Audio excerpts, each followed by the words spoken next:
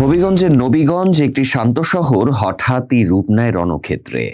গ্রামবাসীদের সংঘর্ষ, আগুন, ভাঙচুর, মৃত্যু। 4 ঘন্টার ভয়াবহতায় কেঁপে ওঠে পুরো এলাকা। শহরের পথে পথে এখন সেনাবাহিনী ও পুলিশের টহল, জারি হয়েছে 144 ধারা। হ্যাঁ, হবিগঞ্জ জেলার নবীগঞ্জ উপজেলা এখন উত্তপ্ত। তিমিরপুর ও আনমনু এই দুই এলাকার মধ্যে দীর্ঘদিনের পুরনো বিরোধ আর আধিপত্য বিস্তারের লড়াই গতকাল ছড়িয়ে পড়ে ভয়াবহ সংঘর্ষে। হবিগঞ্জের নবীগঞ্জে আধিপত্য বিস্তার আর পুরনো শত্রুতার জেরে দুই গ্রামবাসীর ভয়াবহ সংঘর্ষে প্রাণ হারিয়েছেন এক যুবক, আহত হয়েছেন শতাধিক। পুরো শহর পরিণত হয়েছে রণক্ষেত্রে। ঘটনার পর থেকেই থমথমে পরিস্থিতি নবীগঞ্জ শহরে। শহরের গুরুত্বপূর্ণ মোড়ে মোড়ে টহল দিচ্ছে পুলিশ ও সেনাবাহিনী।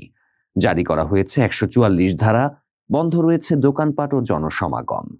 গতকাল বিকেলে নবীগঞ্জের তিমিরপুর ও আনমনু গ্রামের লোকজন দেশীয় অস্ত্রশস্ত্র নিয়ে একে অপরের ওপর ঝাঁপিয়ে পড়ে। সংঘর্ষ দ্রুত ছড়িয়ে পড়ে আশপাশের গ্রামগুলোতেও।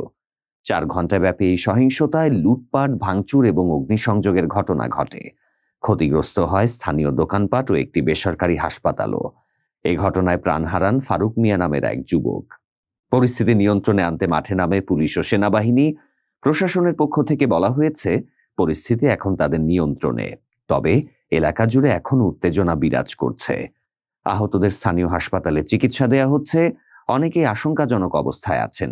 এদিকে প্রশাসনের পক্ষ থেকে জানানো হয়েছে, ঘটনার সঙ্গে জড়িতদের শনাক্ত করে দ্রুত আইনানুগ ব্যবস্থা নেওয়া হবে। নবীগঞ্জবাসী এখন চায় শান্তি ও নিরাপত্তা।